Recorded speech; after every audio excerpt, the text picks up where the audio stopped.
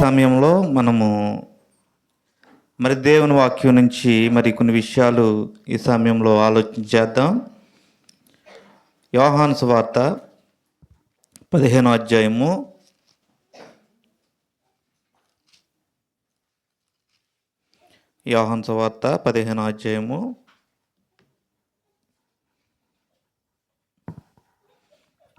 19వ వచనము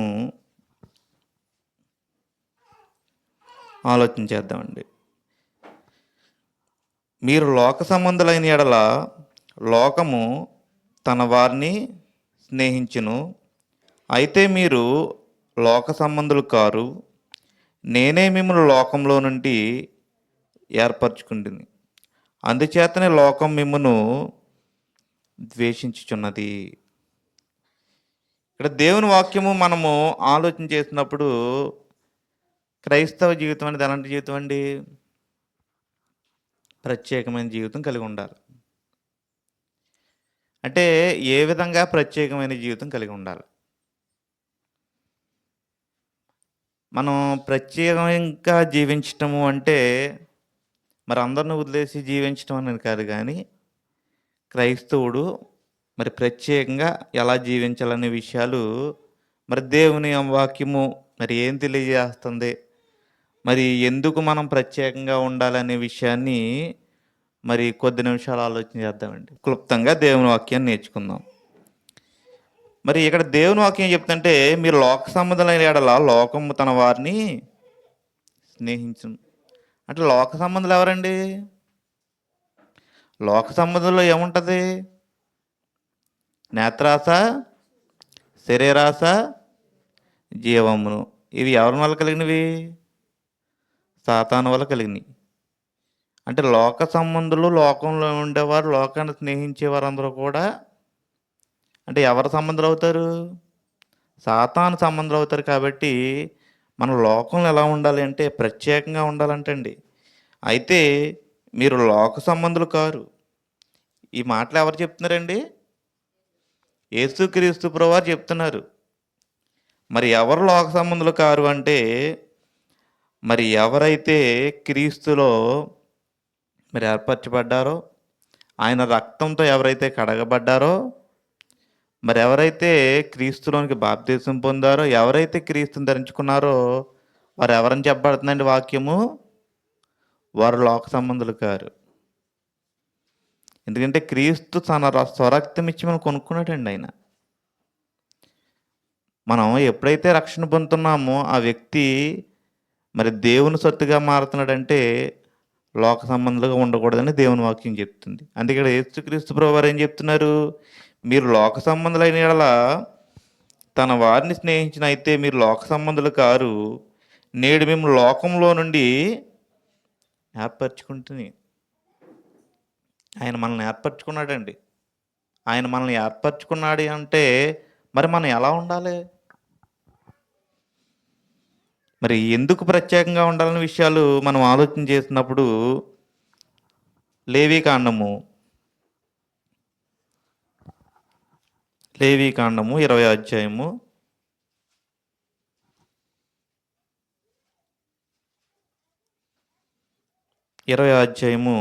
6వ వచనం మనం ఆలోచన చేసినప్పుడు, మరియు కర్ణపిచాచి గలవారితోనూ సోదగాండ్రతోనూ వ్యభిచరించుకు వారి తట్టు తిరుగువాడెవడో నేను వానికి విరోధనై ప్రజల్లో నుండి వాడిని కొట్టివేతును.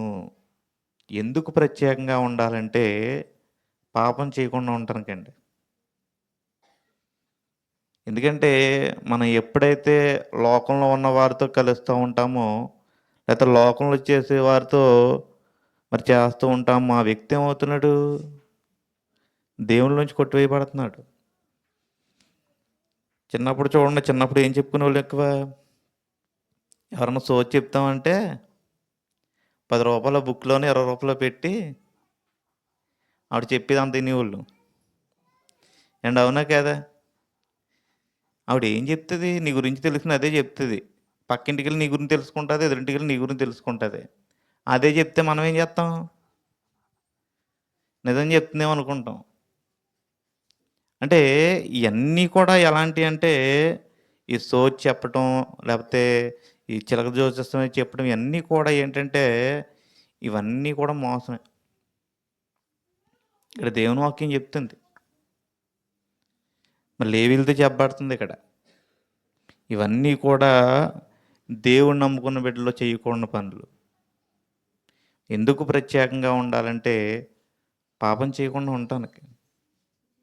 అలాగే ఇప్పుడు చూడండి, మనం చర్చికెళ్దాం, ప్రార్థన ఉందంటే ఎవరన్నా వస్తారు ఎక్కువ మంది. సినిమాకెళ్దాం, షికారుకెళ్దాం అంటే ఎలా వస్తారు? ఎంతలా ఉంటారు?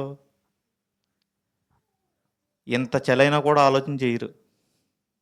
అండ్ అవునా కాదా? అంటే మనం ఎందుకు ప్రత్యేకంగా ఉండాలంటే, లోకంలో ఉన్నట్లయితే, లోకంలో ఉన్న వాళ్ళతో వాళ్ళ పాపంలో మనం పాలుభాగస్తులయ్యామంటే, మనం క్రీస్తులోంచి ఏమవుతామండి? క్రీస్తులోంచి వెళ్ళిపోతాం. ఎందుకంటే మనం పాపం చేస్తున్నప్పుడు ఎవరికి దూరం అయిపోతున్నావు నువ్వు? నీ దేవునికి దూరం అయిపోతున్నావు. ఆ విషయం నువ్వు ఆలోచన చెయ్యాలి. లోకంలో ప్రత్యేకంగా ఉండటం అంటే పాపం చేయకుండా ఉండటమే. అది ఇంకా దేవుని వాక్యం ఏం తెలియజేస్తుందని మనం ఆలోచన చేసినప్పుడు ఎజ్రా గ్రంథము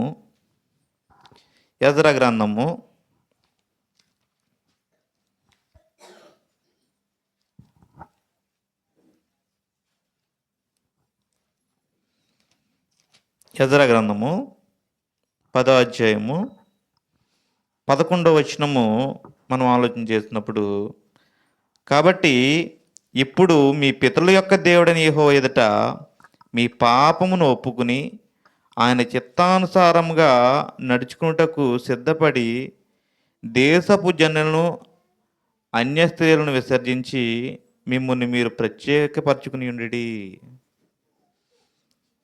ఏం చేయాలంటండి? మీ పాపాలు ఒప్పుకోండి. మీ పాపాలు ఒప్పుకుని మీరు ఏం చేయాలని చెప్తుంది వాక్యం? దేవుని ఎరగని బిడ్డలతో మనం సహవాసం చేయకూడదండి. దేవుని గురించి తెలియనోడు లోకం గురించే తెలుసుకుంటాడు ఎక్కువ. అండ్ అవునా కదా? ఇక్కడ దేవుని వాక్యం ఇప్పుడు ఏం చెప్తున్నాడు ఇక్కడ మీరు వాళ్ళ ప్రజలకి? మీ పాపాలు మీరు ఒప్పుకోండి. ఇంకేమంటున్నాడండి? పాపం ఒప్పుకుని ఆయన చిత్తానుసారముగా నడుచుకుని సిద్ధపడి దేశపు జన్యును అన్య స్త్రీలను విసర్జించి మిమ్మల్ని మీరు ప్రత్యేకపరచుకుని ఉండి. ప్రత్యేకపరచుకోవాలి. ఎందుకంటే అన్య సంబంధమై విగ్రహ సంబంధమై జరుగుతున్నప్పుడు ఆడికి వెళ్ళిపోయి ప్రసాదమే కాదు ఏం పర్లేదని తినేయటం. పోనీ వాళ్ళ భోజనాలు లేకపోతే ఏయో ఆచారాలు సంప్రదాయాలు ఏయో మొత్తం మీద పండుగలు ఉన్నప్పుడు వన భోజనాలు ఏయో నోట తినేయటం. కొంతమంది అంటున్నాను కాదు కానీ ఫుడ్కి ఆగలేరండి కొంతమంది. అండ్ అవునా కదా? అక్కడ బోల్డ్ రకాలు పెట్టినప్పుడు అవి అందంగా కనిపిస్తాయి కాబట్టి ఏమనుకుంటారు? ఇక్కడ ఎవరు చూస్తున్నారు వెళ్ళి తినేదాం అనుకుంటారు. కానీ ఎప్పుడు కూడా భోజనాలు దగ్గర మనం ఆలోచన చెయ్యాలి. ఎందుకంటే దేవుని సంబంధమైనవి కావా? అండ్ అవునా కాదా? ప్రత్యేకంగా ఉండాలంటండి మనం. ఎందుకంటే అక్కడ ఆ కార్యం నీకు తెలిసినప్పుడు అదేంటని నువ్వు తెలిసినప్పుడు మనిషి ఏంటంటే పొరపాటున తినేసానండి, ఏదో తెలియక తినేసానండి అని చెప్తారు తర్వాత. ఎందుకు? సాకులు చెప్పకూడదని తిన్న తర్వాత. దానికి ముందే ఆలోచన చేయొచ్చు. దేవుని వాక్యం చెప్తుంది కదా! సమస్తము పరిశీలన చేసి బంగారంలో పరిశీలన చేస్తారు. వస్త్రాల్లో క్వాలిటీ పరిశీలన చేస్తారు. లోకంలో అన్నీ పరిశీలన చేస్తారు. బేరాలు కూడా చాలా గొప్పగా ఆడతారండి. కానీ దేవుని దగ్గరికి వచ్చినప్పుడు, ఈ పని విషయాలకు వచ్చినప్పుడు ఎలా ఉంటుంది? సాకులు. లోకంలో కాదండి, వాక్యంలో కూడా మనం ఏం చేయాలంటే పరిశీలన చేయాలి ఎక్కువగా. ఎందుకంటే దేవుని వాక్యము ఎందుకు పరిశీలన చేయమంటుందంటే, నువ్వు ప్రత్యేకంగా దేవునిలో పాపం చేయకుండా ఉండాలి కాబట్టి పరిశీలన చేయాలి. ఈనాడు చాలామంది పాపాలు ఎందుకు చేస్తున్నారంటే పరిశీలన చేయట్లేదండి. వాక్య ప్రకారంగా ఉందా లేదా? చాలా అవసరం పరిశీలన అనేది. ఎందుకంటే ఎంతలా మనము బైబిల్ క్లాస్‌లో ఉన్నప్పటికీ, స్టడీ చేసినప్పటికీ, పర్సనల్‌గా నీ జీవితం నువ్వేం చేయాలి? జే దేవుని చిత్తానుసారంగా ఉందా లేదని ఆలోచన చేయాలి. ఎందుకంటే మనకి ఇష్టంగా ఉందో లేదో చూసుకుంటాం కానీ, మరి దేవుడికి ఇష్టంగా ఉందో లేదో చూసుకుంటామండి? ఇక్కడ ఎదర ఏమని చెప్తున్నాడండి వాళ్ళతోని? ఆయన చిత్తానుసారంగా నడుచుకుంటకు సిద్ధపడి. ఎందుకంటే మనం ఎప్పుడు కూడా ఒకటి ఆలోచన చేయాలండి. నిన్నెవరో చూడట్లేదు అనుకోవచ్చు నువ్వు. కానీ నీ దేవుడు నిన్ను చూస్తున్నాడు. నా బిడ్డలు యథార్థంగా ఉంటున్నారా లేరా? వాళ్ళ పాపంలో పడిపోతున్నారా? ప్రత్యేకంగా ఉంటున్నారా? బంధువుల్లో ఉంటారండి చాలామంది. అందరూ దండం పెట్టుకుని నువ్వు దండం పెట్టుకో అంటారు. అవసరమైతే అక్కడి నుంచి వదిలేసి వచ్చేయండి, ఏం పర్లేదు. ఎందుకంటే నువ్వు రక్షణ పొందావు అంటే నీ నిర్ణయం ఎలా ఉండాలి? నీ జీవితంలో ఎప్పుడు కూడా బంధువులు ఉంటారండి. కానీ బంధువుల కంటే ఇంపార్టెంట్ ఎవరండి? దేవుడు. బంధువులు మనకి ఏమిస్తారో ఏమన్నది పక్కన పెట్టినా దేవుడు నీకు రక్షణ ఇచ్చాడు. ఎందుకు? నువ్వు ప్రత్యేకించబడాలి. ఈనాడు మనం ప్రత్యేకంగా జీవించటం బట్టి దేవుని నామాన్ని మహింపరిచే బిడ్డలుగా ఉండాలండి. ఎందుకంటే మనం అనుకుంటాం క్రైస్తవుడంటే మరి జీవించడం సింపుల్ కాదు. ఎందుకంటే కొన్ని వందల మంది అవ్వచ్చు, లేకపోతే మరి కొంతమంది జీవితాన్ని పరిశీలన చేస్తారు. ఎందుకంటే దానియేలు జీవితంలో దానియేలు కానీ, షద్రకు, మేషకు, అబేద్నెగో కానీ వాళ్ళు అన్య దేశాల్లో ఉన్నప్పటికీ రాజులు ఎవరిని మహింపరిచారండి?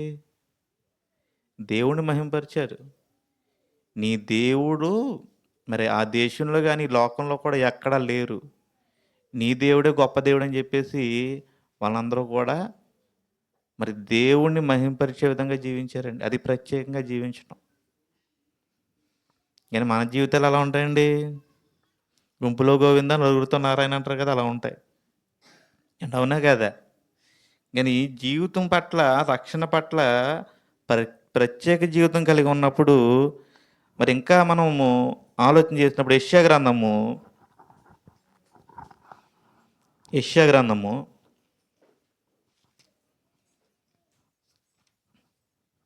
52వ అధ్యాయము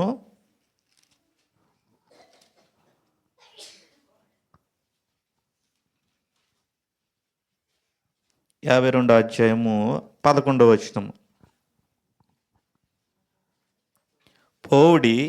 పోవుడి అచటి నుండి వెల్లుడి, అపవిత్రమైన దేనిని ముట్టకుడి, దాని యొద్ద నుండి తొలగిపోవుడి. యెహోవా సేవోపకరణములకు మొయ్యవారులారా, మిమ్మును మీరు పవిత్రపరచుకునుడి. అంటే దేవుని వాక్యం ఏం చెప్తుందండి? అంటే పవిత్రంగా జీవించాలి.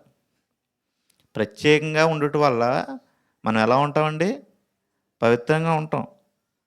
అంటే ప్రత్యేకంగా అంటే మరి దేవుని సంబంధి ఎవరైతే కాలో వాళ్ళతో మనం ఎప్పుడు కూడా మరి సహవాసం అనేది ఒకవేళ చేసినప్పటికీ పాపం లేనిదైతే పర్లేదు. కానీ నువ్వు సహవాసం చేసినప్పటికీ పాపం లేని వానిగా ఎలా జీవించాలండి? పవిత్రంగా జీవించాలి. ఇప్పుడు యోసేపు ఉన్నాడు, పోతీఫర్ భార్య ఏమంది? పాపం చేయమంది. కానీ అక్కడి నుంచి ఏం చేశాడండి? పారిపోయాడు. ఎందుకు పారిపోయాడు? పవిత్రంగా ఉండటానికి. ఎందుకంటే నా దేవుని ఎడలంత ఘోరమైన దుష్కార్యం చెయ్యుదునా? మనం ఎప్పుడన్నా ఆలోచన చేస్తామండి? పాపం చేసినప్పుడు ఎప్పుడైనా కూడా యోసేపు పారిపోయాడు కదా, నేను కూడా పాపం చేయకుండా ఉండాలని ఆలోచన ఎవరికైనా వస్తుందా? ఎందుకంటే చాలామంది ఎవరిని తీసుకుంటారంటే వాళ్ళకు అనుకూలంగా దావీదుని తీసుకుంటారు. ఎందుకు? దావీదు పాపం చేశాడు కదండి. మరి దావీదు వల్ల నువ్వు నీతిమంతుడివా? మరి దావీదులాగా నువ్వు ముమ్మారు ప్రార్థన చేస్తున్నావా? ఎందుకంటే అనుకూలంగా తీసుకోవడం కాదండి, పాపము చేయకుండా ఉండే గుణం మనకు ఉండాలి. దేవుణ్ణి ఎందుకు ప్రత్యేకపరిచాడు, ఆయనలో ఎందుకు ఏర్పరచుకున్నాడు అనే విషయాలు కూడా దేవుని వాక్యంలో అన్నీ పొందుపరచబడ్డాయి. కాబట్టి మనం ఎక్కువ ప్రత్యేకంగా ఉండటం ద్వారా ఏం జరుగుతుందంటే మనము పవిత్రంగా ఉంటాం. మరి దేవుని వాక్యం ఏం చెప్తుందండి? తండ్రి అయిన దేవుడు ఆయన పరిశుద్ధంగా ఉన్నాడు కాబట్టి మనం కూడా ఎలా ఉండాలని కోరుకుంటున్నాడు ఆయన? పరిశుద్ధంగా ఉండాలని కోరుకుంటున్నాడు. ఎందుకంటే క్రైస్తవ జీవితంలో చాలా విషయాలు ఉన్నాయండి. ఎందుకంటే ఇవన్నీ కూడా మన జీవితంలో మనం అలవర్చుకున్నప్పుడు మన జీవితం ఏ విధంగా ఉంటుందంటే దేవుడు నచ్చే విధంగా ఉంటుంది. ఎక్కడన్నా బైబిల్లో పండగని ఉందండి? క్రిస్మస్ పండగని ఉందా? లేని దాన్ని క్రిస్మస్ అనేది మనకు లేదు. కానీ హిందువులు కూడా ఏం చెప్తున్నారు? హ్యాపీ క్రిస్మస్ అని చెప్తున్నారు. నేనైతే చాలామందికి చెప్పాను నిన్న. అలా క్రిస్మస్ చెప్తా ఉంటే నేనేం చెప్పాలో తెలిసేది కాదు. ఎందుకంటే నేను చెయ్యను. థ్యాంక్ యూ చెప్పినా అగ్రీ అయినట్టే, సేమ్ టు యూ చెప్పినా అంగీకరించినట్టే. చాలామందికి అయితే ఒకటి చెప్పాను, నేను చెయ్యనని చెప్పాను. ఎందుకు అని అడిగారు కొంతమంది. బైబిల్లో లేదు, నేను చెయ్యను అన్నాను. నేను అంతే కదా, ఉందా బైబిల్ ఎక్కడన్నానే? ఎందుకంటే చాలామంది అంటే చెప్పడం ద్వారా తెలుస్తుందండి. ఇప్పుడు మనం కూడా దగ్గర చేసామనుకోండి, అదేమనుకుంటారు? ఆయన అంట ఎవరికో ఎన్ని సంవత్సరాల నుంచో క్రిస్మస్ చెప్తాడంట, ఆయన ఫోన్ నెంబర్ పని చేయట్లేదని ఆయన బాధపడిపోతున్నాడు. ఎందుకు ఎప్పుడు అంటండి హ్యాపీ క్రిస్మస్ అని చెప్తాడంట. చూడండి, ఈయన హిందూ, అవతల క్రిస్టియన్స్. ఇది కూడా పాపమే క్రిస్మస్ అనేది చేయటం. పిల్లలకు కూడా ఏం చేస్తామండి, మనం కొత్త బట్టలు వేస్తూ ఉంటాం. వాళ్ళకు కూడా చెప్పాలి చిన్నప్పటి నుంచి, ఒరే క్రిస్మస్ మనకు కాదు, బైబిల్ ఎక్కడా లేదని చెప్పేసి. నేను ఎక్కడ చూసిన ఏంటండి, ఎవరింటికి వెళ్ళినా లేకపోతే డ్యూటీలో ఉన్నా ఎక్కడున్నా నిన్నంతా కూడా ఏంటంటే స్టేటస్లు కూడా. నేనైతే ఎప్పుడు స్టేటస్ కూడా పెట్టను, అసలు పెట్టను నాకు తెలిసి. కానీ ఇదేంటంటే చాలామంది చెప్తున్నారండి క్రిస్మస్ అనేది మనది కాదని. కానీ మనం విన్నాం కదా, పండగ హడావులో ఉన్నవాడు అందరూ కూడా ప్రతి ఒక్కరికి ఏంటంటే చెప్పేసావు హ్యాపీ క్రిస్మస్. ఏమైంది ఇప్పుడు, ఏం మారిపోయింది? పండగ వచ్చేసిందా హ్యాపీ క్రిస్మస్ చెప్పగానే? కాబట్టి ప్రత్యేకంగా జీవించడం అంటే మాటలు కాదండి, కొన్నిసార్లు ఖండించాలి మనం. పాపం చేసే వాళ్ళతో పాపం చేయకూడదు. ఎందుకంటే ఈనాడు పాపం అనేది ఎన్ని రకాలుగా వస్తుందంటే చాలా రకాలుగా వస్తుంది, చాలా విధంగా కూడా భ్రమపరుస్తుంది. కాబట్టి అందుకే పేతురు ఇప్పుడు చెప్తాడండి, పూర్ణ జాగ్రత్త గలవారై. ఎలా ఉండాలంటే క్రైస్తవుడు పూర్ణ జాగ్రత్త గలవారై. మన జాగ్రత్తలు ఎక్కడ తీసుకుంటామండి? మన జాగ్రత్తలు ఎక్కడ తీసుకుంటాం చెప్పండి? ఆరోగ్యం బాగున్నప్పుడు జాగ్రత్తలు తీసుకుంటాం. ఎక్కడికైనా ఊర్లో వెళ్ళాలంటే అన్నీ చదువుకున్న చూసుకుంటాం. కానీ దేవుని వాక్యం లోకంలో చూసుకోమంటలేదు జాగ్రత్తలు. వాక్యం వింటున్నారు, మరి వాక్యాన్ని ప్రకారం జీవిస్తున్నారా? మరి వాక్యాన్ని అనుసరిస్తున్నారా? ఆ విషయంలో మనం ఎలా ఉండాలంటే పూర్ణ జాగ్రత్త గలవారని చెప్తుందంటే పాపం చేయకుండా ఉండటానికి పూర్ణ జాగ్రత్త గలవారై ఉండాలి. ఎందుకంటే మనం రక్షణ పొందామండి. ఇప్పుడు రక్షణ పొందిన తర్వాత ముందు జీవితమే జీవించేస్తే ఇంక రక్షణ ఎందుకు నీకు? మీరు అనుకోవచ్చు, కానీ దేవునికి మీరు సమాధానం చెప్పేలా ఉండాలి మరి. అండ్ అవునా కదా? దేవుడు నిన్ను అడుగుతాడు, అప్పుడు నువ్వేం సమాధానం చెప్తావు? ఎందుకంటే దేవుని వాక్యము ఈ చెప్పి అన్నీ కూడా మీరు పవిత్రంగా ఉంటేనే ఎక్కడికి వెళ్తారండి? ఎక్కడికి వెళ్తారండి? పరలోక రాజ్యానికి. ఇవన్నీ కూడా ప్రత్యేకంగా జీవించడం, ఈ విషయాలన్నీ కూడా దేవుని వాక్యం ఎందుకు తెలియజేస్తుందంటే మన జీవితాలు ఎప్పటికప్పుడు మనం ఎప్పుడు కూడా వాక్యంలో ఏం చేయాలండి, పరిశీలన చేసుకోవాలి. ఎందుకంటే రాని వాళ్ళు అలాగా లోకంలో పరిశీలన చేసుకుంటున్నారు. కాబట్టి వచ్చిన వారు మనమైనా కూడా ఏం చేయాలంటే దేవుని వాక్యంతో మన జీవితాలు ఎప్పుడు కూడా పోల్చుకోవాలండి. ఎందుకంటే ఎప్పుడు మనం ఎదుటి మనిషితో పోల్చుకుంటాం. కొంతమంది అంటారు వాళ్ళతో మనం అసలు పోల్చుకో నేను అంటారా లేదా? వాళ్ళతో కాదండి, వాక్యంతో పోల్చుకోండి. వాక్యం చాలా గొప్పది, చాలా శక్తివంతమైంది. ప్రత్యేకంగా ఉండే ప్రతి వ్యక్తి కూడా వాక్యాన్ని చూస్తూ నడవాలండి. మరి తెస్సలోనికి రాసిన రెండో పత్రిక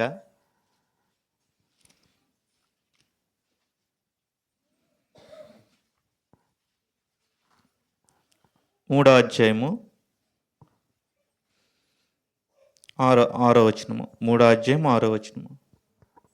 సహోదరులారా, మా వలన పొందిన బోధన ప్రకారము కాక అక్రమముగా నడుచుకును ప్రతి సహోదరుని యొద్ద నుండి తొలగిపోవాలని మన ప్రభువైన యేసుక్రీస్తు పేరట మీకు ఆజ్ఞాపించుచున్నాము. ఎవరు చెప్తారండి మాటలు? అపోస్తులైనటువంటి పౌలు. ఆ పౌలు గారు ఆయన చెప్తా ఉన్నాడు. అంటే మేం బోధించిన వాక్య ప్రకారం కాక అక్రమంగా నడుచుకును.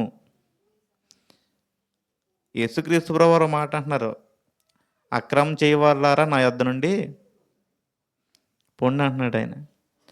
అంటే ఆయనకి ఎవరిష్టం అండి? ఎలా నడుచుకోవాలి? క్రమం ఉంటుందండి.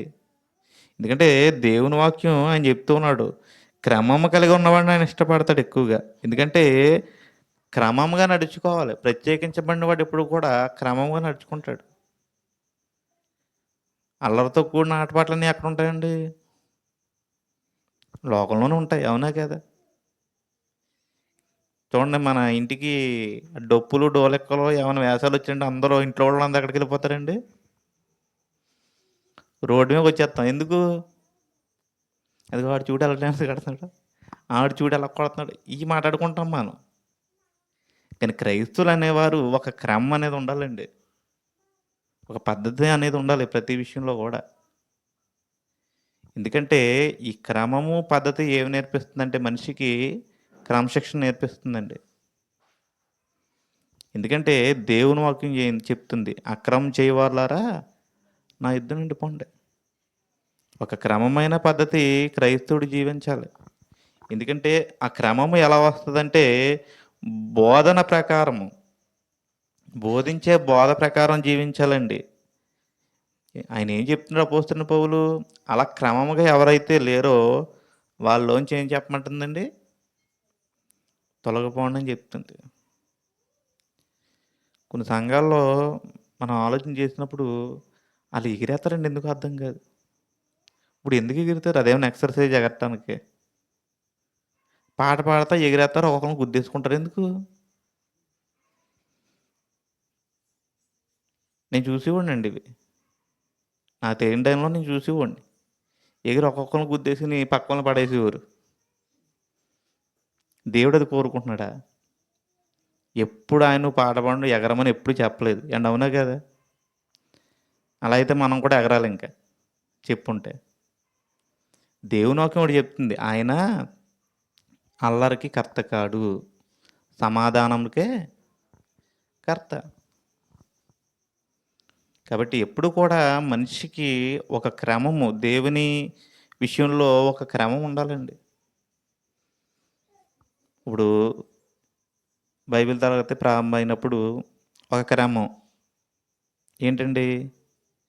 పాటలు పాడిన మధ్యలో రావటం, వాక్యం చెప్తున్న మధ్యలో రావటం క్రమం అండి అది. ఒక క్రమం అంటే ఏంటండి? ముందు నుంచి ఉంటున్నాం. కాబట్టి ఒక క్రమం వాక్యం చెప్తుంది. లోకంలో కూడా ఏముండంటే ఒక క్రమం, ఇలా ఒక క్రమం ఉండాలి. ఎందుకంటే ఇది బయట ఏదో మీటింగ్లు కాదు కదండి, ఏదో. కాబట్టి దేవుని వాక్యం చెప్తున్నప్పుడు ఒక క్రమం అనేది క్రమ పద్ధతిలో ఉండాలి. ఎప్పుడు కూడా ఒక క్రమంగా కూర్చొని క్రమంగా విన్నప్పుడే ఏమర్థమవుతుందండి మనకి? దేవుని వాక్యం అర్థమవుతుంది. ఇప్పుడు మన ఒక సంఘాన్ని చూసానండి, కుర్చీ కోసం గొడవ వచ్చి వాళ్ళు చచ్చి రావడం మానేశారు. ఆ కుర్చీ ఎరగొట్టలేదు, ఏమీ లేదు. మరి ఏం జరిగిందో కూడా తెలియదు. కుర్చీ అట్టుకెళ్ళారనో లేకపోతే అక్కడ వేసారని తెలియదు, కానీ వాళ్ళు చచ్చికి రావడం మానేశారు. మేము మాత్రం ప్రార్థన చేయడం మానలేదు వాళ్ళ కోసం. కాబట్టి మనుషులు ఎదుగుతున్నారు కానీ మనస్తత్వాలు ఎలా ఉంటున్నాయండి? ఎందుకంటే వాక్యాన్ని అంటే మనిషి ఆటోమేటిక్గా భక్తిలో ఎదుగుతాడు. వాక్యాన్ని అనకుండా చిన్నదానికి కూడా కొట్టుకుంటే ఎలా ఉంటుందండి? చిన్నపిల్లలాగా. ఏదో చిన్నపిల్లడి చేతిలో లాలీపప్పు లాక్ని ఇంకొకటి తినేసినట్టు. కాబట్టి ఆలోచన చేయండి. ఎందుకంటే మనం ఎప్పుడూ కూడా దేవుని వాక్యం విన్నప్పుడు, దేవుని వాక్యంలో మనం ఎందుకు వస్తున్నాం అనేది కూడా ఆలోచించారు కొంతమంది. అంటే చర్చిలో కూడా తిట్టుకుని ఉన్నారు కదా! ఇష్టం లేని పక్కన కూర్చుంటే ఎలా ఉంటదండి మన పరిస్థితి? వాక్యం మీద కాన్సంట్రేషన్ పక్కన ఆవిడ మీద కాన్సంట్రేషన్. జర్లు పాగుతున్నట్టుంటాయి అన్నట్టుగా మాట్లాడుతూ ఉంటారు. ఎందుకు అదంతా ఎందుకు? కాబట్టి మనం ప్రత్యేకంగా ఉండాలంటే భక్తిలో ఎదిగే బిడ్డలుగా ఉండాలండి. అంటే ఈ భక్తి అనేది లేకపోతే క్రమం అనేది దేవుడు ఇష్టపడుతున్నాడండి. ఆ క్రమం కలిగి ఉండాలని దేవుని వాక్యము తెలియజేస్తుంది. గలతీయులు రాసిన పత్రిక గలతీయులు రాసిన పత్రిక అయిపోయిందండి, టైం అయిపోయిందిలేండి. గలతీయులు రాసిన పత్రిక 1 అధ్యాయము 15వ వచనము. అయినను తల్లి గర్భం నందు పడినది మొదలుకొని నన్ను ప్రత్యేకపరిచి తన కృపచేత నన్ను పిలిచిన దేవుడు, నేను అన్యజనుల్లో తన కుమారుణ్ణి ప్రకటింపవలనని. అంటే ఇక్కడ అపోస్తలుడైన పౌలు ఏం తెలియజేస్తాడంటే, ప్రభువుని గూర్చి ప్రకటించిన కొరకు దేవుడు ఏం చేశాడంటండి, తల్లి గర్భమునందు పడినది మొదలుకొని దేవుడు ఏం చేశాడంటండి, ప్రత్యేకపరిచాడంట. ఎందుకంటే మనం అందరం దేవుని సన్నిధిలో ఉన్నామంటే ఇది ఎవరి ఏర్పాటు? దేవుని ఏర్పాటు. ఎందుకంటే నీ గొప్పతనం కాదు, దేవుడు నిన్ను తీసుకొచ్చాడు. లోకంలో ఉండే పాపంలోంచి ఎక్కడ తీసుకొచ్చాడండి ఆయన? దేవుని సన్నిధిలోకి ఆయన తీసుకొచ్చాడు. అందుకే చాలామందికి అయితే రక్షణ లేదు. లోకంలో వాళ్ళ కూడిన ఆటపాటలతో తిరుగుతూ ఉంటున్నాడు కానీ దేవుడు నేను తీసుకొచ్చి తన సన్నిధానంలో కూర్చోబెట్టి మరి ఈ వాక్యం అనేది దేవుడు మనకు తెలియజేస్తున్నాడంటే మనం ఎవరికి చెప్పాలండి వాక్యాన్ని? అన్యులకు మనం తెలియజేయాలి. ఇక్కడ అపోస్తుడు ఆయన మరి పౌలు కూడా అదే చెప్తూ ఉన్నాడు. అయినను తల్లి గర్భం నందు పడినది మొదలుకొని నన్ను ప్రత్యేకపరిచి తన కృపచేతను పిలిచిన దేవుడు, నేను అన్యజనుల్లో తన కుమారుణ్ణి ప్రకటింపవలనని. ఆయనను నా యందు బయలుపరపను అనుగ్రహించినప్పుడు మనుషుల మాత్రంతో నేను సంప్రదింపలేదు. ఇక్కడ దేవుడు ప్రత్యేకపరుస్తూ ఉన్నాడంటండి. మనల్ని కూడా ఆయన ప్రత్యేకపరుస్తూ ఉన్నాడు. ఎందుకంటే తన కృప మన అందరిపైన ఉంటుంది. ఎందుకంటే ఆయన కృప ఉండబట్టి మనం ఎలా ఉన్నామండి? దేవునిలో సంతోషంతో ఆనందంగా ఉన్నాం. ఎందుకంటే ఆయన కృప అనేది లేకపోతే ఆయన సన్నిధానంలో మనం ఉండలేం. కాబట్టి దేవుని ఏర్పాటు అనేది ఎలా ఉన్నదనేది దేవుని వాక్యం చెప్తుందండి. ఇంకొక మాట కూడా ఉంటుంది. ఏంటంటే జగత్ పునాది వేయబడక ముందే దేవుడు మనల్ని ఏం చేశాడంటండి, ఆయన ఏర్పరచుకున్నాడు. అంటే ఈ భూమిని అన్ని సృజించక ముందే దేవుడు ఎవరిని ఏర్పరచుకున్నాడు? మనల్ని ఏర్పరచుకున్నాడు. కాబట్టి ఆయన ఏర్పరచుకున్నాడు కాబట్టి మనం ఖచ్చితంగా మరి వాక్య ప్రకారంగా ఎప్పుడు కూడా మరి బైబిల్ క్లాస్ అయినప్పటికీ ఏమైనప్పుడు కూడా మనం ఎక్కడ ఉండాలంటే దేవుని సన్నిధిలో ఉండాలంటే అండి. హెబ్రీయులు రాసిన పత్రిక మరి వచనం మనం చూసుకుని ముగించుకుందామండి. హెబ్రీయులు రాసిన పత్రిక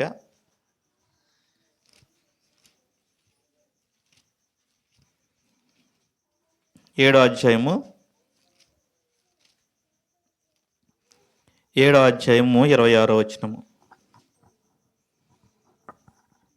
పవిత్రును నిర్దోషియు నిష్కలంకును పాపుల్లో చేరక ప్రత్యేకముగా ఉన్నవాడును ఆకాశం మండలము కంటే మిక్కిలి హెచ్చైన వాడునైనా ఎట్టి ప్రధాన యాజకుడు మనకి సరిపోయినవాడు. ఈ మాట ఎవరి గురించి చెప్పబడుతుందంటే యేసుక్రీస్తు ప్రభువారి గురించి చెప్పబడుతుందండి. అంటే యేసుక్రీస్తు ప్రభువారు కూడా మరి పాపుల్లో చేరక మరి ప్రత్యేకంగా ఉన్నారని దేవుని వాక్యం చెప్తుంది. ఆయన పుట్టినది మొదలుకొని ఎప్పుడు కూడా ఆయన ఎక్కడ ఉన్నాడండి? జనాల్లోనే ఉన్నాడు, వాళ్ళ ప్రజలతోనే ఉన్నాడు. కానీ ఎలా ఉన్నాడు ప్రత్యేకంగా? ఆయన పాపం చేసిన ఎక్కడన్నా ఉందంటండి? లేదు. ఇక్కడ దేవుని వాక్యం ఎందే చెప్తుంది, ఆయన పవిత్రుడిగా ఉన్నాడు, నిర్దోషి ఉన్నాడు, నిష్కలంకుడును, పాపుల్లో చేరక ప్రత్యేకంగా ఉన్నవాడును. మరి క్రీస్తుని పోలి నడుచుకోవటం అంటే అదేనండి. క్రీస్తుని పోలి నడుచుకోవటం అని చాలా సింపుల్‌గా చదివేస్తాం మనం. కానీ అపోస్తలుల పౌలు ఏం చెప్తాడు? క్రీస్తుని పోలి నడుచుకున్న ప్రకారం మీరు నన్ను పోలి నడుచుకోండి. ఆయన నడుచుకున్నాడు కాబట్టి చెప్పగలిగాడండి. ఎవరు? అపోస్తలుడైన పౌలు. మనం కూడా క్రీస్తు ప్రభువారిని ధరించుకున్నాం కాబట్టి, మనం కూడా అలాగ నడవటానికి ఏం చేయాలండి? ప్రయత్నించాలి. మనం ఏమంటామంటే మా పనులతోనే సరిపోతున్నామండి ఇంకేం ప్రయత్నించమండి అంటాం. ఏమండి అవునా కాదా? కానీ ఒక్కటైనా మనం ప్రయత్నించినప్పుడు ఖచ్చితంగా మన జీవితంలో మార్పు అనేది వస్తుంది. ఎప్పుడూ కూడా ఒకటండి, మనం చెయ్యలేమా అని అనుకోకూడదు ఎప్పుడు కూడా దేవుని విషయంలో. నేను చెయ్యగలను అనుకుంటే నువ్వు ఏదైనా చెయ్యగలవు. నేను చెయ్యలేను అనుకుంటే ఏమీ చేయలేవు. ఎందుకంటే అపోస్తలుడైన పౌలు దేవుడి మీద ఎంత ఆధారపడ్డాడంటే, నన్ను బలపరిచేవాడు ఆయనే. ఆయన యందే నేను సమస్తము చేయగలను. ఎందుకంటే ధైర్యమైన మాటలు మన జీవితంలో, భక్తిలో ఎదిగే మాటలన్నీ కూడా పరిశుద్ధ గ్రంథంలో ఉన్నాయండి అన్నీ కూడా. కాబట్టి మనం ఎప్పుడు కూడా పరిశుద్ధ గ్రంథాన్ని మరి కొద్ది నిమిషాలైనా కూడా ప్రతిరోజు మనం ఆలోచన చేసినట్లయితే మరి ఆటోమేటిక్‌గా నువ్వే ఎలా మారతావంటే వాక్యం నీలోకి వస్తది. ఆసక్తి అనేది ఖచ్చితంగా ఉండాలండి. ప్రత్యేకమైన జీవితం నువ్వు కలిగి ఉండాలంటే ఎక్కువగా ఎంత ఎక్కువ ఆత్మీయ ఆహారాన్ని మనం తీసుకుంటామో, మరి ఆహారం తీసుకున్న తర్వాత ఎప్పుడు కూడా ఏం చేయాలండి? ధ్యానించాలి. ఆలోచన చేయాలి. ఎందుకంటే ఆలోచన చేస్తేనే ఏమొస్తదండి? దేవుని వాక్యంలో శక్తి మనకు అర్థమవుతుంది. ఇప్పుడు తినేసిన తర్వాత పడుకుంటే ఏమవుతుందండి? ఏమవుతదండి? పొట్ట పైకొత్తది. అండ్ అవునా కాదా? ఎందుకు వాకింగ్ చేస్తారు తిన్న తర్వాత? అరగడానికి. కాబట్టి ఈ వాక్యం కూడా మనం తీసుకున్న తర్వాత ఏం చేయాలంటే ఆలోచన చెయ్యాలి. ఆలోచన చేయకపోతే ఏది కూడా మనకు అర్థం కాదండి. మరి ఇంతవరకు మరి శ్రద్ధగా మీ అందరికి వందనాలండి.